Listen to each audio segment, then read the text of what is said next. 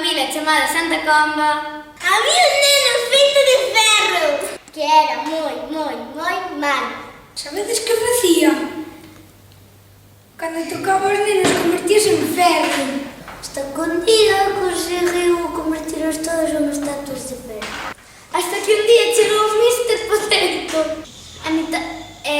Mr. Potato convertía a todos os nenos en mitad patata. E outro día chegou o Super Caramelo e converteu os nenos en mitad caramelo. Ata que un día todos os nenos estaban convertidos en ferro, patata e caramelo. E despois viñeron os nenos da outra vida E convertiron os nenos outra vez en normales. E Super Ferro, Mr. Potato e Super Caramelo pedironlle axuda aos nenos para que os convertiran en normais.